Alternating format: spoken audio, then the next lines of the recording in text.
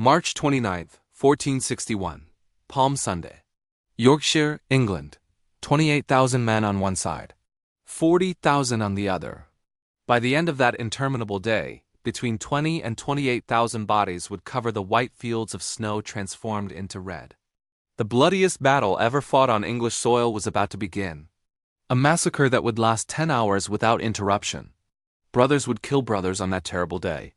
The white rose would face the red rose in mortal combat.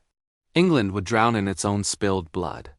Everyone expected a decisive battle that would change the fate of the kingdom. No one imagined witnessing a true medieval apocalypse. Before we begin this extraordinary journey, become part of our channel. Subscribe and activate the notification bell so you don't miss any incredible story we have prepared for you.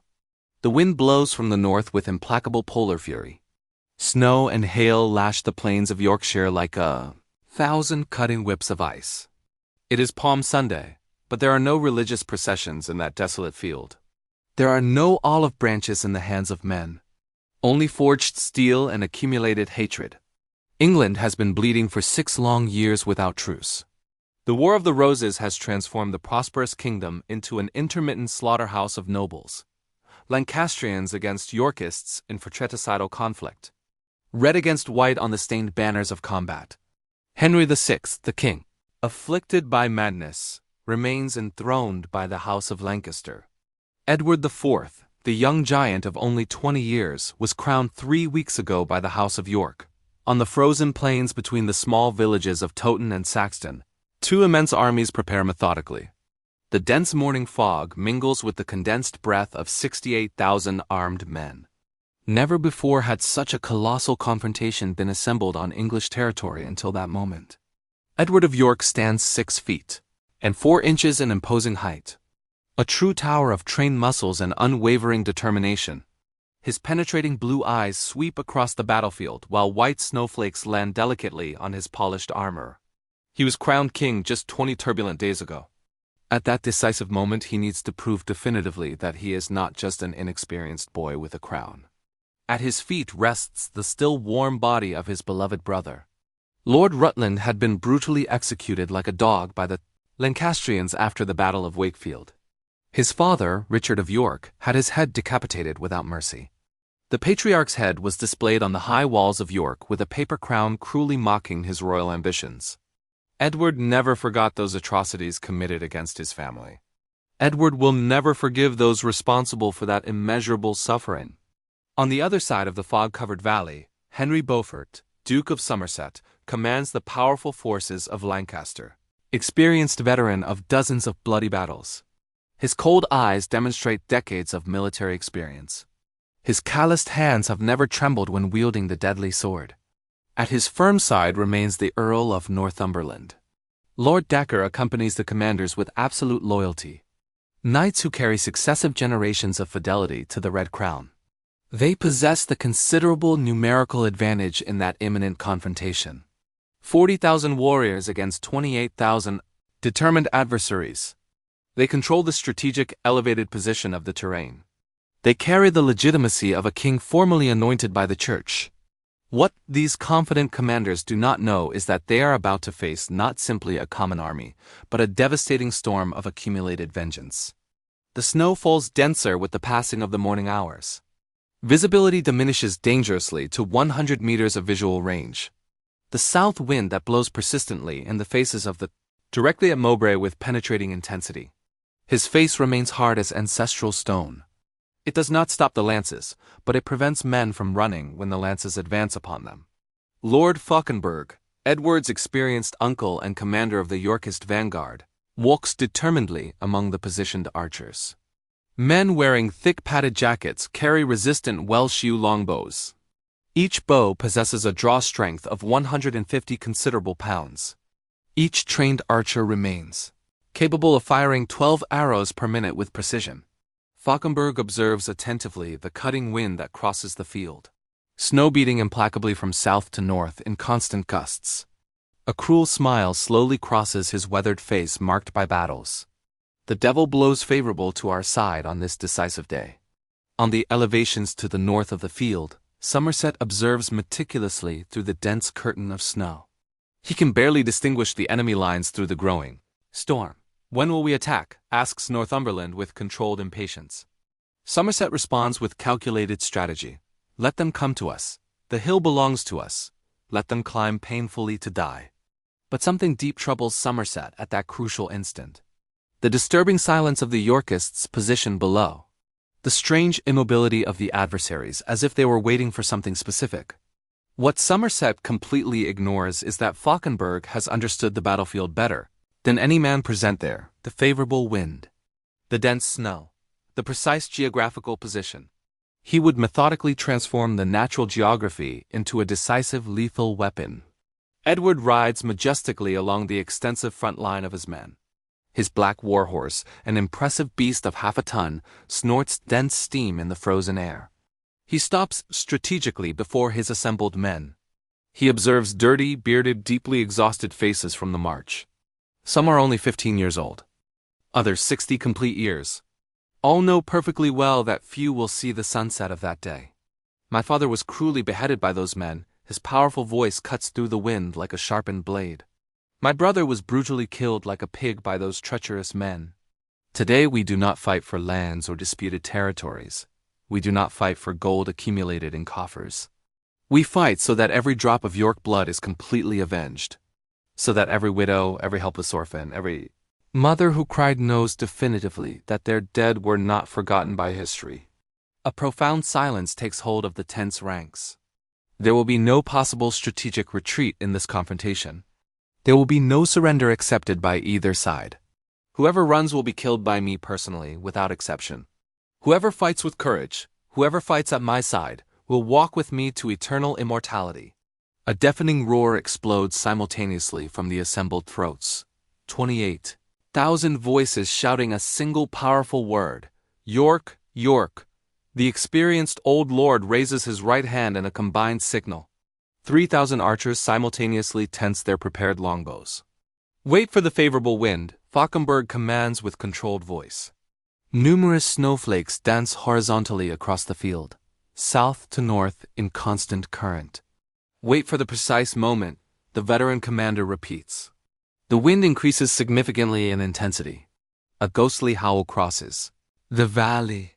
Now, Fauconberg orders with absolute authority. Like a dense cloud of imminent death, the Yorkist arrows ascend swiftly to the loaded gray sky. The south wind carries them beneficially, increasing their range by 50 additional meters. They fly completely invisible through the thick curtain of snow. And then they descend mortally upon the unsuspecting Lancastrian lines. The first man cannot visualize the mortal arrow. It violently pierces his left eye and emerges through the nape. He collapses instantly without emitting any sound. But he is not alone in that sudden massacre.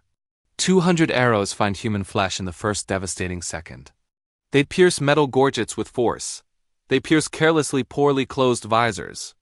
They enter through vulnerable joints and exposed armpits.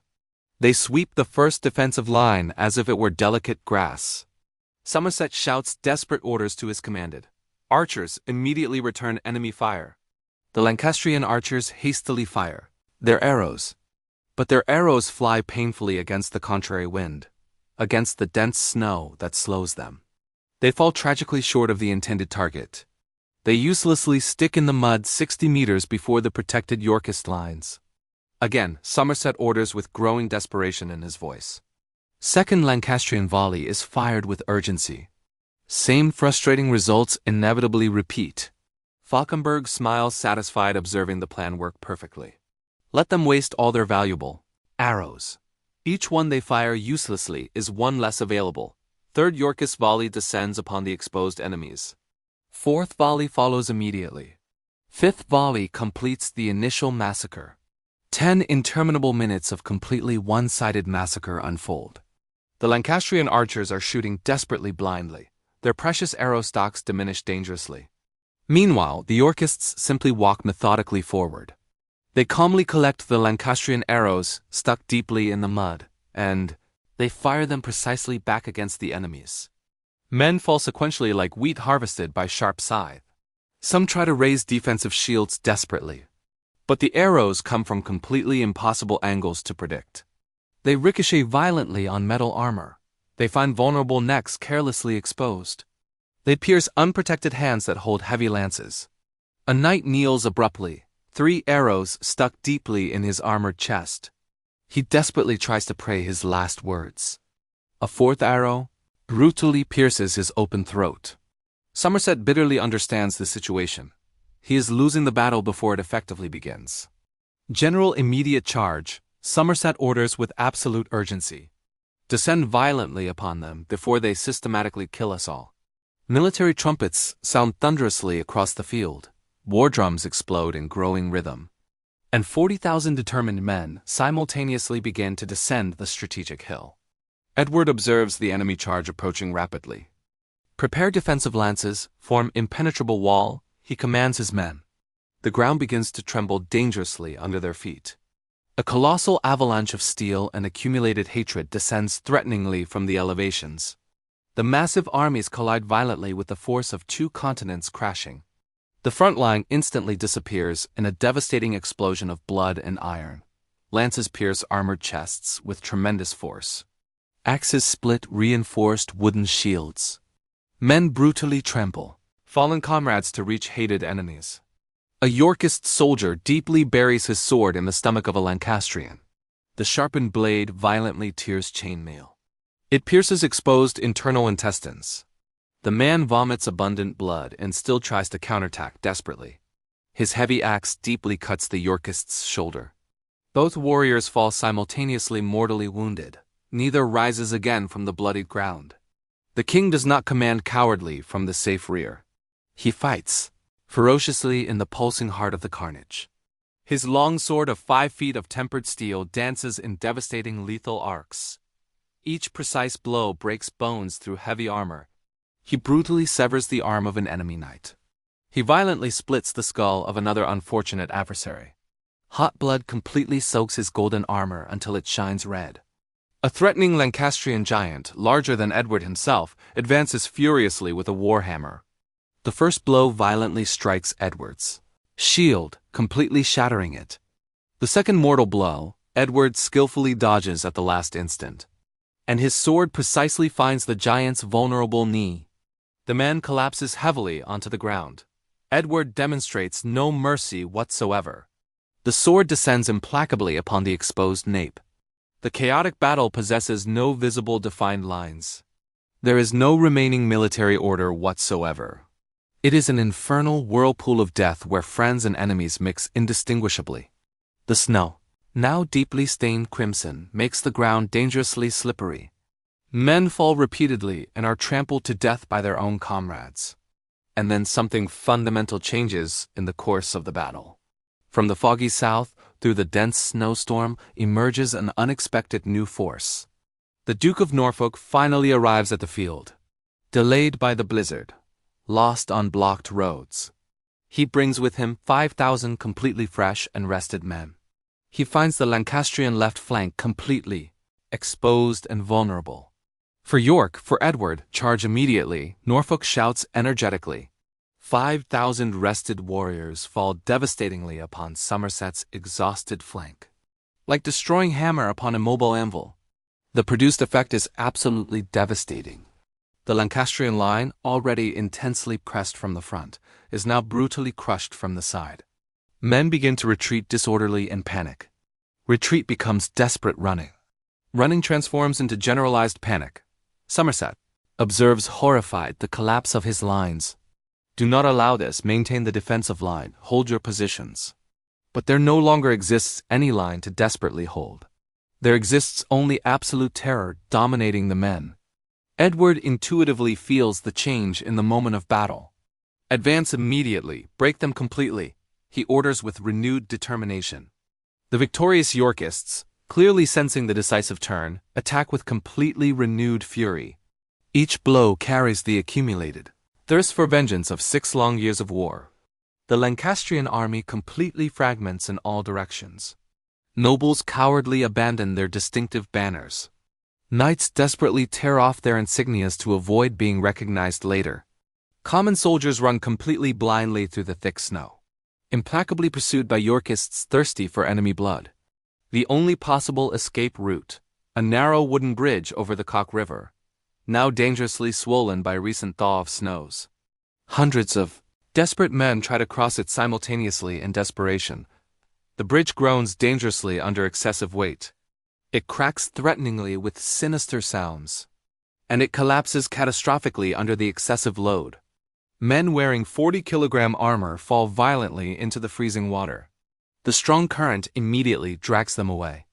They sink rapidly like heavy stones, arms flail desperately for a few seconds. Afterward, only silent bubbles emerge.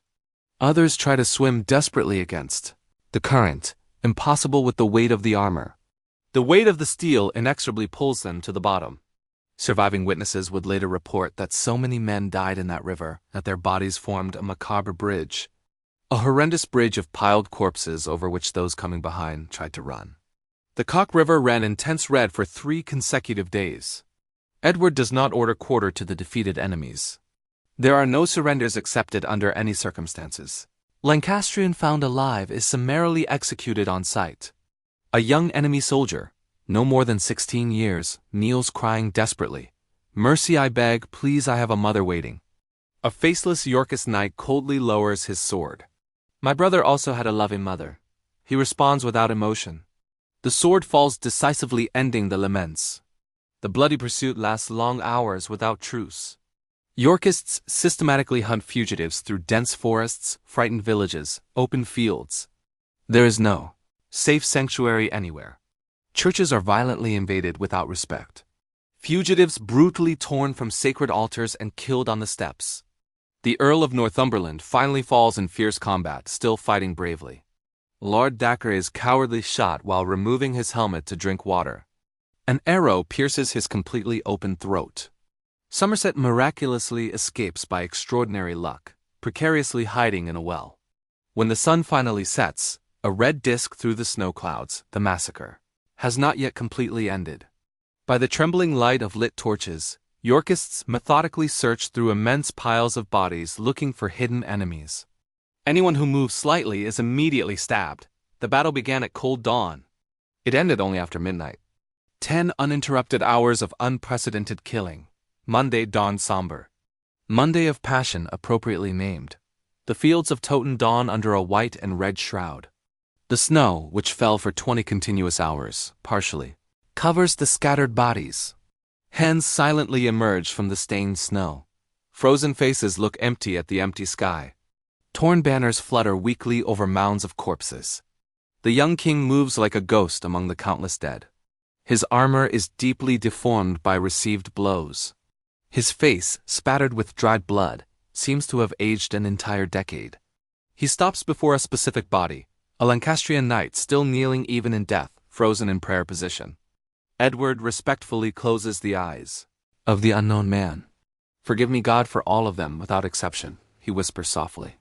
Falkenberg approaches limping, painfully wounded. "There is no forgiveness to ask for Majesty. It was them or us." Edward responds thoughtfully. "They were English, all of them." Falkenberg insists. "They were traitors of the kingdom."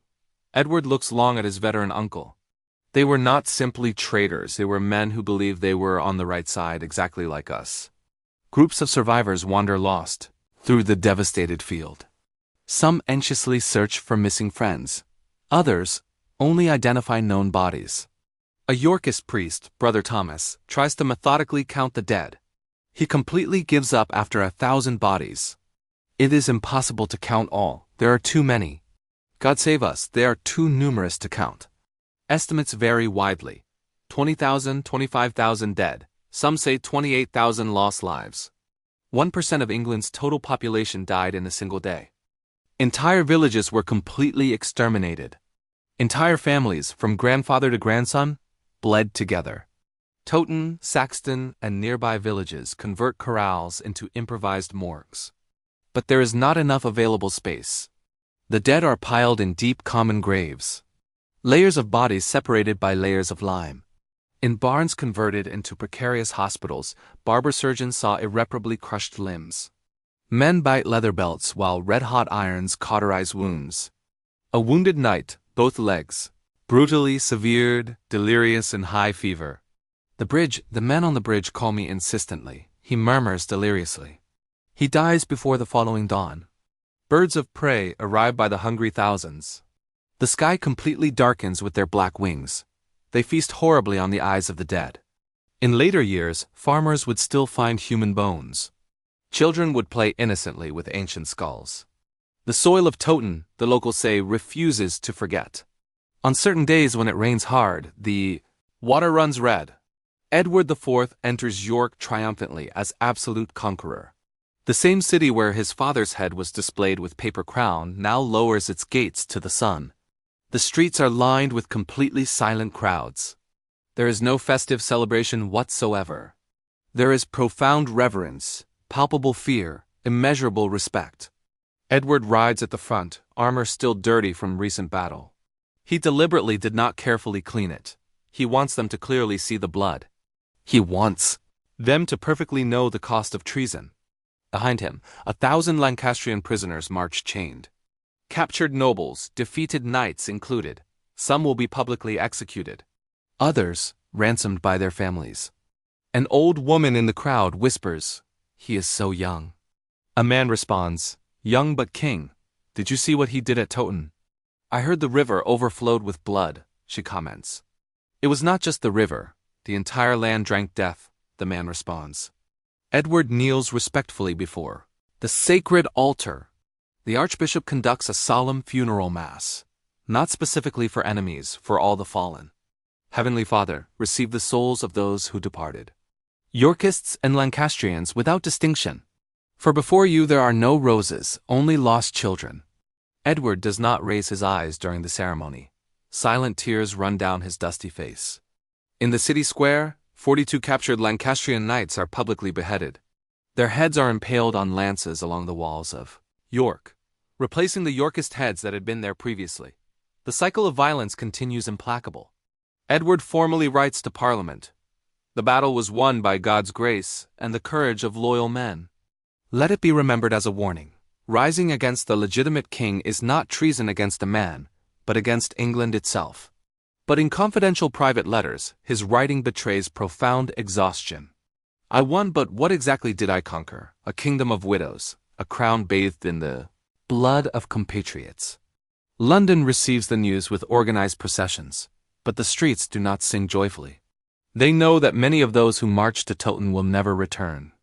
Throughout all England, women dress in mourning black. Some mourn lost husbands, others dead sons, many, both simultaneously. Edward's victory is total and indisputable, but the kingdom he governs is broken.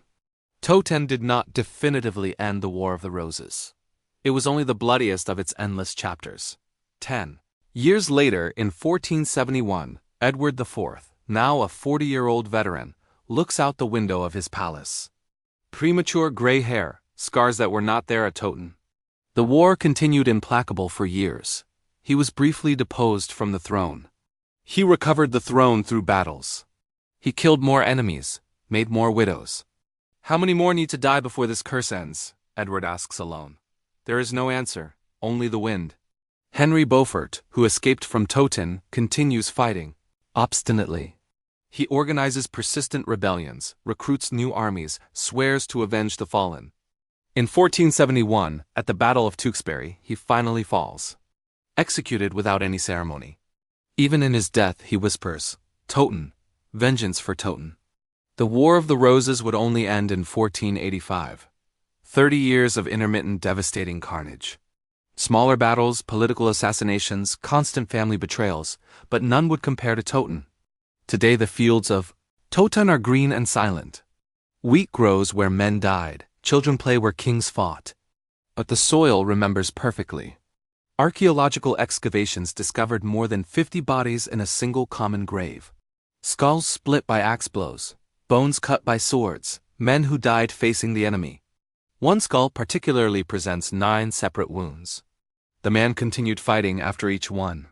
The 10th killed him definitively. Archaeologists say the bones tell true stories. Defense wounds on hands, men trying to protect themselves. Cuts on backs, men killed while fleeing. Skulls fractured at the base, men executed after surrendering. A simple cross currently marks the field. Engraved inscription, "Here on March 29, 1461. English killed English, may God forgive all." And may we never forget the cost of civil war. Towton taught England an unforgettable, brutal lesson. There is no victory in civil war, only varied degrees of loss. Edward IV decisively won the battle, but it marked him forever deeply. Witnesses say he never again slept without horrible nightmares. That he would wake up screaming, reliving the charge, seeing faces of men he killed. At only 40 years, the giant king is withered, exhausted by 2 decades of war and governance. His last words, according to chroniclers: "Protect my children, do not let them know Towton, do not let them know the price of the crown." But his children would know the suffering. The princes in the Tower, Edward V and Richard, Duke of York, mysteriously disappeared, probably murdered. The curse of Towton followed the York dynasty to its end.